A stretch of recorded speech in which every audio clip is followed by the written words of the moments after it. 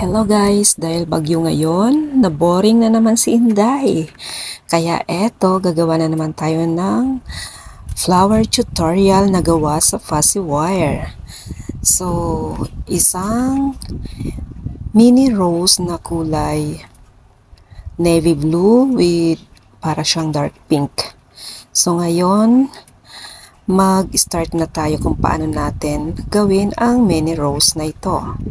Kailangan natin dito ng 7 fuzzy wire with 2 colors, 5 navy blue at 2 pirasong dark pink. So ganyan lang, sundan nyo lang ang aking video tutorial kung paano natin ito gagawin. So ganyan. Then, pantayin natin, gupitin natin para magpantay siya. Then, ibaba natin yung 5 pirasong fuzzy wire na kulay navy blue. Ayusin lamang natin ito.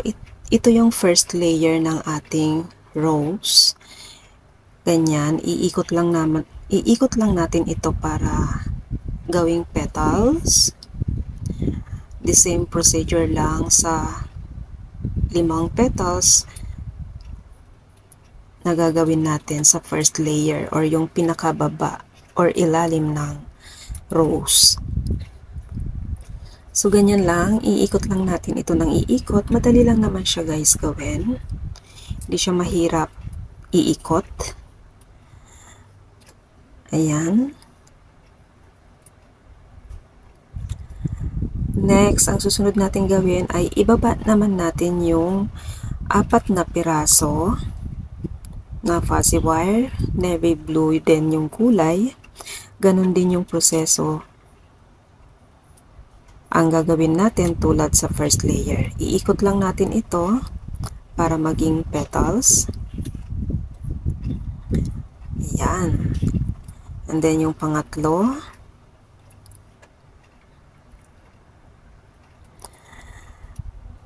And then, yung last na petals, yung pang-apat. Para sa second layer po yan ng ating rose. So, ganyan lang.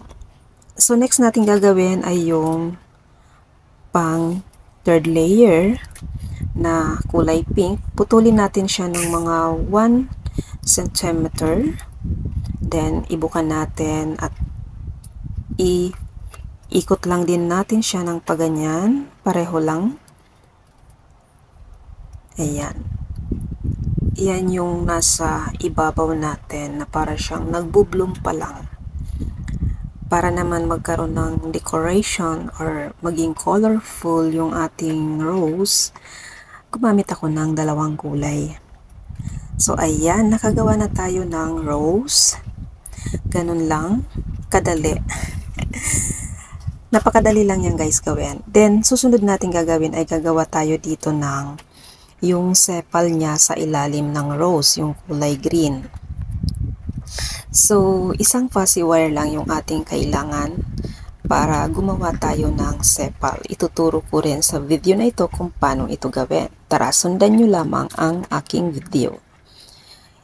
Ganyan, 5 times natin itong ifo-fold ng ganyan. Siguro mga 2 cm yung kanyang haba or 1.5 cm.